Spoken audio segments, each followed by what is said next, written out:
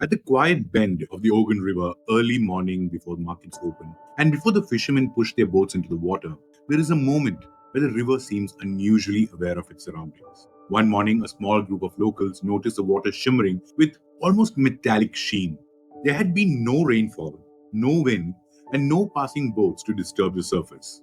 Yet, the current changed direction for several seconds, swirling gently as though stirred from below.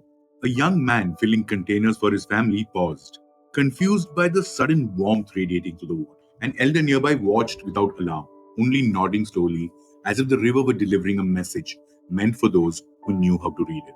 No one shouted, no one panicked. Instead, they stood still, recognizing the moment for what it was, an acknowledgement from something older than memory, something tied to the rhythm of life here. Within minutes, the water returned to its usual flow, and the village resumed its morning tasks. But everyone who witnessed it carried the same quiet understanding that the river had simply reminded them that it was never just a river.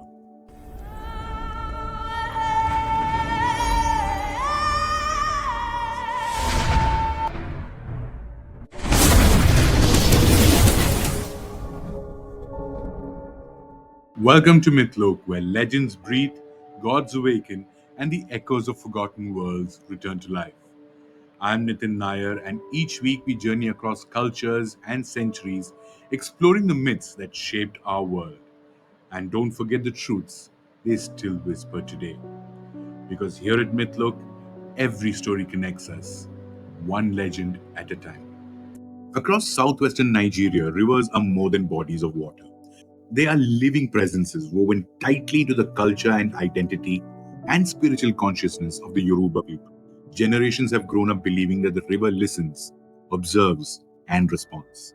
To outsiders, this might seem poetic, but to those who live here, it's an inherited intuition.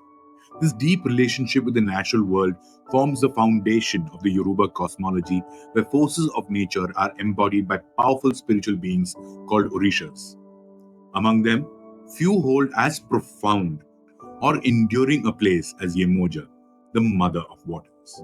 Her story begins along freshwater rivers like the Ogun, but over time it travels across continents, reshaping itself through diaspora, survival, and a collective memory. Yemoja is not just a deity tied to a single river. She is the embodiment of maternal care, emotional depth, and the life giving nature of water.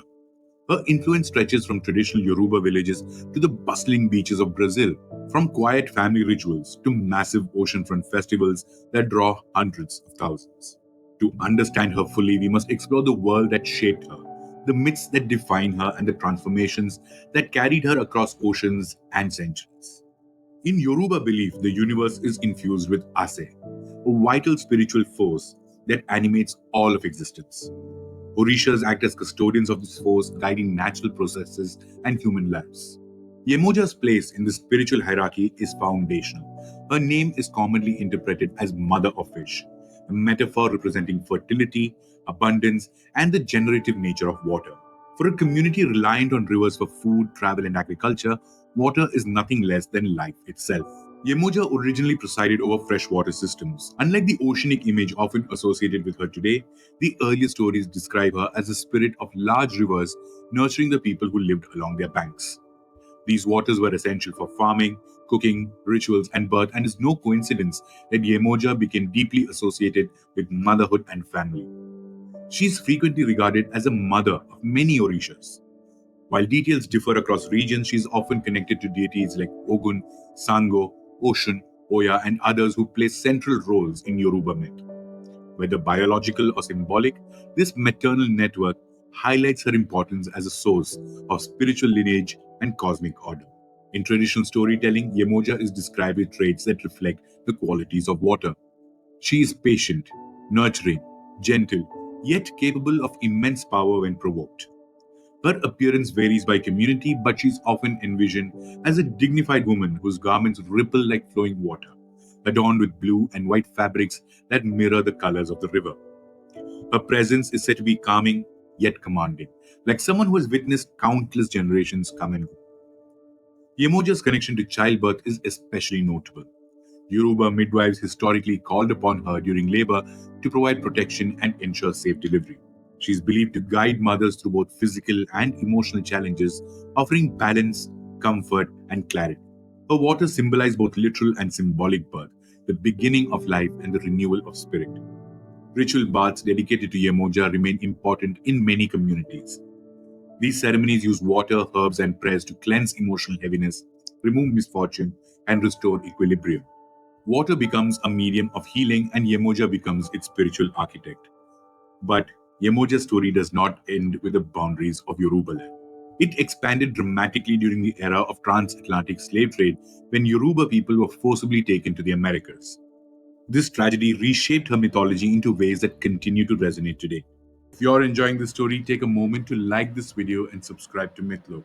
It's a simple click, but it keeps the flame of mythology alive, helping us share these timeless legends with seekers from around the world. When Yoruba captives were carried across the Atlantic, they carried their Orishas with them, not in books or symbols, but in memory, song, and shared belief. For many uprooted communities, Yemoja took on a new significance during the Middle Passage. The ocean, previously distant to inland Western African societies, became a vast and terrifying force. In response, Yemoja transformed from a river mother into an ocean mother, a spiritual guide for those navigating an unimaginable ordeal. In Brazil, she became La Maia, a majestic queen of the sea. In Cuba, she became Yemaya, powerful, protective, and deeply maternal. The saltwater environment reshaped her imagery. She was now associated with waves, seashells, moonlight on water, and the expansive strength of the ocean. But the core of her identity remained unchanged.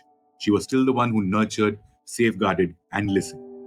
This adaptation is one of the strongest examples of spiritual resilience in the Afro Atlantic world.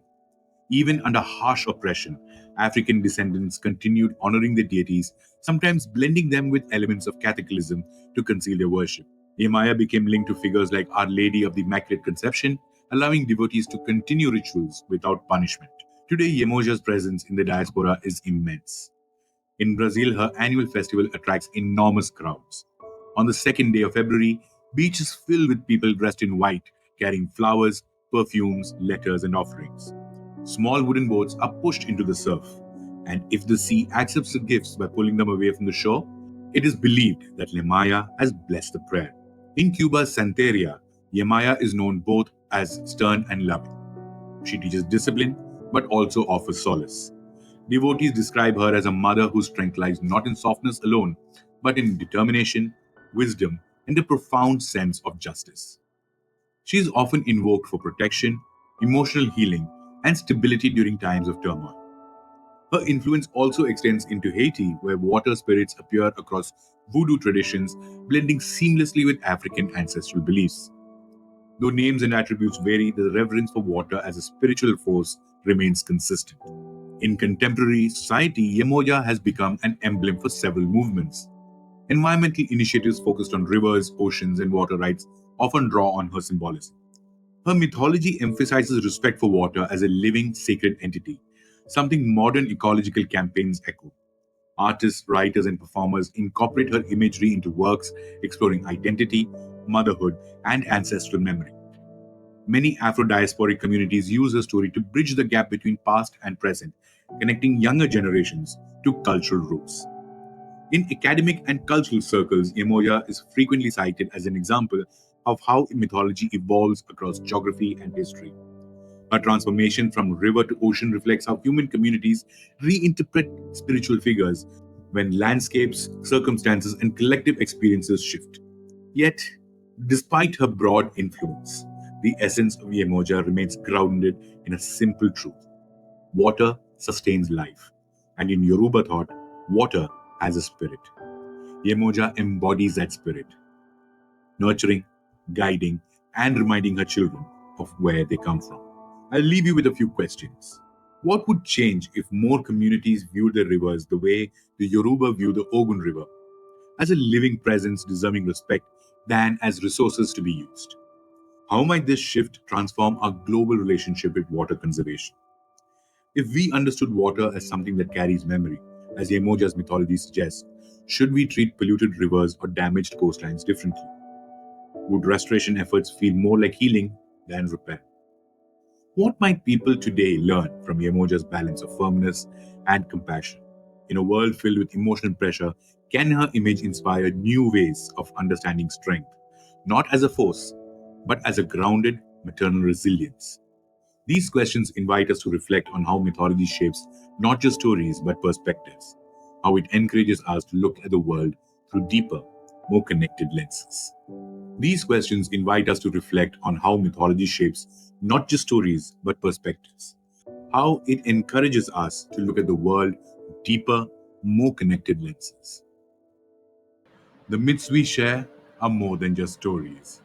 They are reflections of who we are and the reminders of what still connects us. I am Nitin Nair, and this has been Mythlok.